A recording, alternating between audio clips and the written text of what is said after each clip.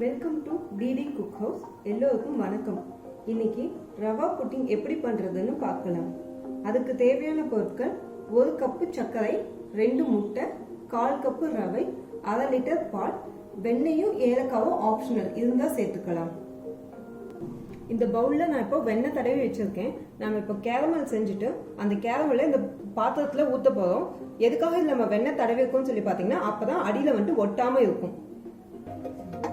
இப்போ நம்ம கேரமல் எப்படி பண்றதுன்னு பார்க்கலாம். ஃபர்ஸ்ட் நம்ம எடுத்து வச்சிருக்கோம் இல்லையா 1 கப் சர்க்கரை, அதுல வந்துட்டு 1/2 கப் சர்க்கரை வந்துட்டு நான் இதுல போட்டுக்கிறேன். போட்டுட்டு தண்ணி கொஞ்சமா ஊத்திக்கலாம்.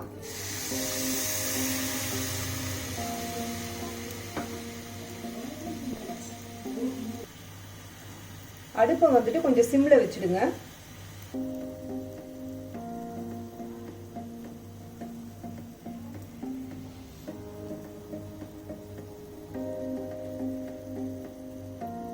இந்த சக்கரை கரைஞ்சி பிரவுன் கலர்ல வர வரைக்கும் வெயிட் பண்ணுங்க.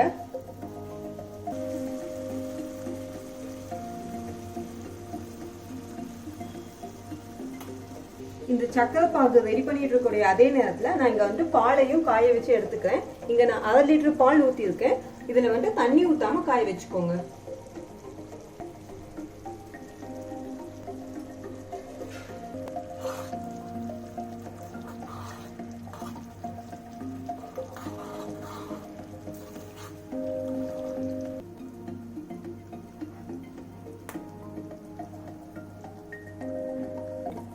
பாருங்க, நல்லா பிரவுன் கலரா வந்துச்சு. இப்போ இதை எடுத்து நாம வெண்ணெய் தடவி வச்சிருக்கக்கூடிய அந்த பாத்திரத்துல ஊத்தி வச்சிடலாம்.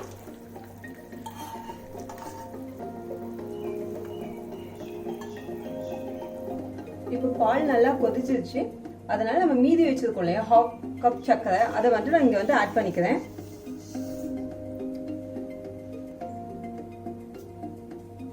ஆட் பண்ணிட்டு அது கூடவே நான் இப்போ வந்துட்டு கொஞ்சம் வெண்ணெயும் சேர்த்துக்கிறேன். நம்ம கிட்ட இருந்தா சேர்த்துக்கலாம், இல்லாட்டினா பரவாயில்ல. ரெண்டையும் போட்டு நல்லா கிளறுங்க.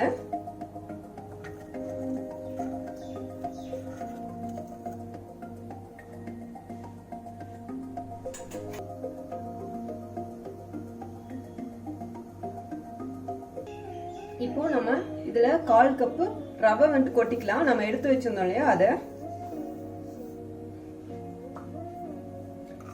இதை கொட்டி ஒரு 3 நிமிஷம் கிளறி விடுங்க.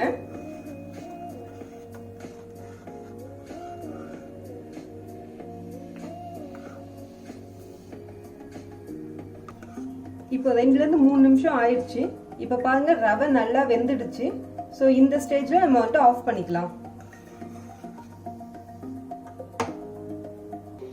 இப்போ நான் இந்த பவுல்ல 2 முட்டையை வந்துட்டு உடைச்சு ஊத்தி இருக்கேன். இது கூட வந்துட்டு நான் இப்போ வெனிலா எசன்ஸ் வந்துட்டு 1 ஸ்பூன் வந்துட்டு ஊத்திக்கிறேன்.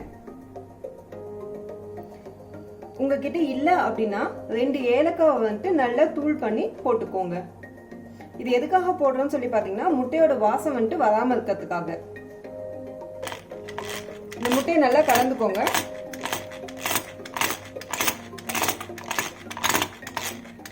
இப்போ நான் முட்டையை நல்லா மிக்ஸ் பண்ணி வச்சுட்டேன்.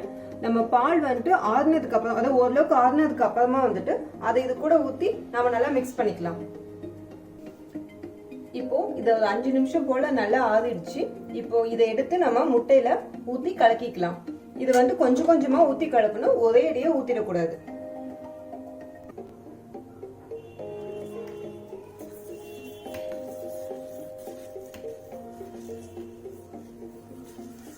இந்த மாதிரி ஊத்தும் போது நல்லா கலக்கிட்டே இருக்கணும். இந்த மாதிரி நல்லா மிக்ஸ் பண்ணிக்கோங்க.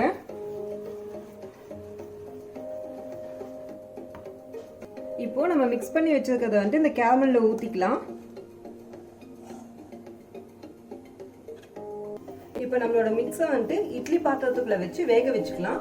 அதுக்காக இட்லி பாத்திரத்துல கொஞ்சம் தண்ணி எடுத்து அதுக்குள்ள ஸ்டாண்ட் வச்சிருக்கேன். அதுக்குள்ள நம்மளோட இந்த கலவையை வந்துட்டு வச்சுக்கலாம்.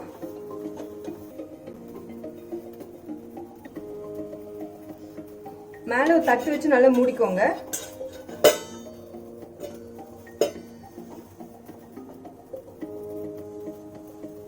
இப்போ இட்லி பாத்திரத்தை மூடி வச்சாச்சு. இதை மூடி வச்சு ஒரு 30 நிமிஷம் வந்து நல்லா வேக வைங்க. வெந்துருச்சான்னு சொல்லிட்டு பார்க்கலாம். இங்க பாருங்க, இதுல ஒட்டாம வந்திருக்கு. ஸோ அதனால இப்போ வெந்துருச்சு. இதை நம்ம வந்து இட்லி பாத்திரத்துலேருந்து எடுத்து கொஞ்ச நேரம் நல்லா ஆற வச்சு எடுத்துக்கலாம். நம்மளோட ரவா புட்டிங் வந்துட்டு சூப்பராக ரெடி ஆயிடுச்சு. இது நல்லா ஆறுனதுக்கு அப்புறமா ஒரு பிளேட்ல வந்து எடுத்து வச்சிருக்கேன். இதை நம்ம இப்போ கட் பண்ணி சர்வ் பண்ணலாம். கட் பண்ணும் போதே சூப்பராக இருக்கு.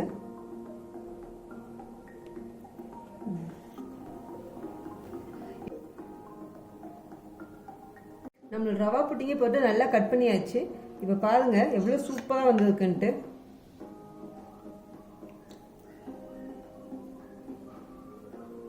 இந்த வீடியோ உங்களுக்கு பிடிச்சிருந்துச்சுன்னா லைக் பண்ணுங்க, ஷேர் பண்ணுங்க, சப்ஸ்கிரைப் பண்ணுங்க.